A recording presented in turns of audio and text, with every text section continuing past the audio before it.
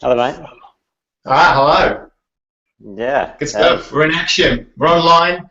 Hello, everybody. This is Richard Bowles, Adventure Runner, and this year's host for the Australian Running Convention 2014 to be held in Melbourne. Very excited to be part of this event. A day jam-packed full of seminars, workshops, and some special guests. And look, if you don't have a ticket yet, you need to get on over to arc14.net. That is arc14.net. Grab a ticket. And I did mention a special guest, or special guests, but we have one of those special guests with us today. It's Tristan Miller. Now, good morning, Tristan. G'day, Rich. How are you, mate? Yeah, very good, mate, for a Friday. Mate, that's the way. Look, I know your story all too well, and it's an inspiring one. But look, let's start with who you are, just briefly to the people who are watching, and what you're all about.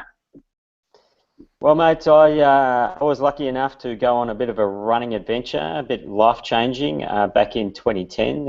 I actually lost my job in 2009 in the global economic crisis. I was working for Google. I kind of thought I was at the top of my game, and then it all seemed to fall apart, along with everyone else's jobs and lives and everything else. And I thought, what the hell? You know, it's that time in my life. I'm going to go and do something a bit different for a while and come back and work out what I need to do next. Little did I know that my little idea would become a crazy wild adventure of running 52 marathons in 52 weeks in 42 countries on all 7 continents, including Antarctica. And so, you know, it was literally life-changing. It's changed the direction of my life, and I've subsequently written a book about running around the world, and I just do fun stuff around running. Mate, it's look, I can't believe you summed up 52 weeks and 52 marathons in that short snippet. You know, that's a huge feat, hey? Yeah, it was. I mean, it was an incredible year. But as I've said to many people, you know, for me, although I was going to official marathons in places all over the world, it really was just an excuse to go travelling. You know, for me, these ultra marathons and marathons in different parts of the world are an incredible reason or impetus to just go and see something new. So, you know, that's the way I viewed my year. Yeah, mate, yes, that's incredible. And look, I guess what is it about? I guess let's speak about the marathon because you've done plenty of those. What is it about that distance that you love so much? Well, you know, I love marathons because, you know, for me, that's where I started. You know, I actually went through a divorce back in 2005 and was depressed and angry and all that kind of stuff. And a mate that I was working with introduced me to the marathon, got me out for my first run, got me right up to run, you know, 42 Ks through the Melbourne Marathon. I was absolutely devastated and smashed and an emotional mess at the end of it, but I was totally inspired at the same time, as I'm sure, you know, most people will have had that experience at some stage now. And yet, you know, I just wanted to always take that one step further, and I've really used the marathon as a basis for life. That everything's a bit of a marathon. Every big goal that we want to achieve can be broken down into a start line, a halfway point, you know, by hitting the marathon wall at some stage and then still breaking it down into achievables and getting to the end. So that's really been a premise for my life for the last few years.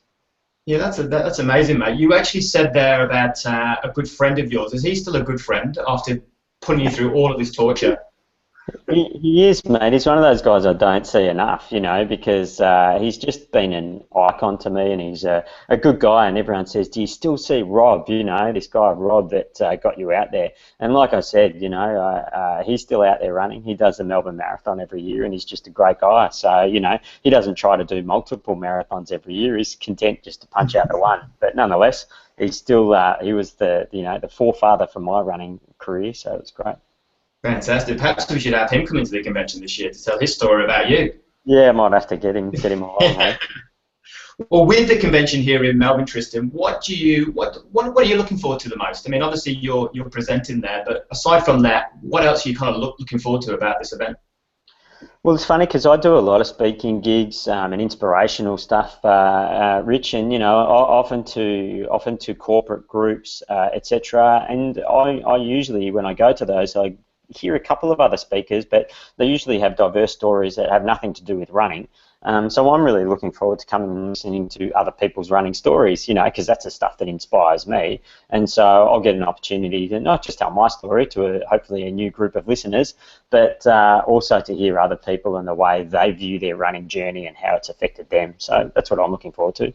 Yeah, I think I agree with that. It's something for me is that it's going to be such a large range of runners, from people who are just starting right through to people like yourself who've done some fantastic things, and and that's the track, trail, road. It's a real mixed bag, and I'm really looking forward to also mixing with those people and just learning some new stuff. And I often find it's very inspiring to speak to new runners, because you sometimes realise why you're running in the first place. I always remind you of that, I think.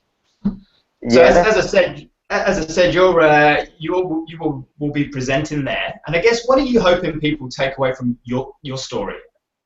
Well, mate, I still don't consider myself, ultimately the fastest runner going around. I'd love to be a better runner, and I try to run faster at marathons. And every, 6 months or a year or something, I seem to get a PB, so I get to go a little quicker.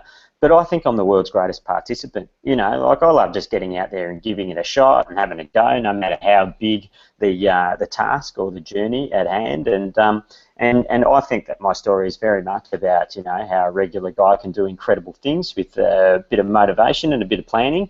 And so I hope that most people start to view themselves more in that vein, that they don't necessarily need to look to other people to become a hero for them, that they can become their own hero. How's that for humble, hey? Well, a humble guy. And look, this is why you don't need to be humble, because we're going to finish on this note, mate.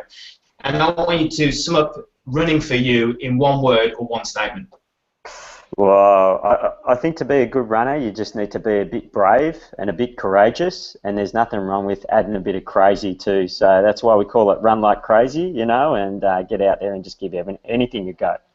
Mate, you are crazy, I think. And look, we're really looking forward to having you along this year.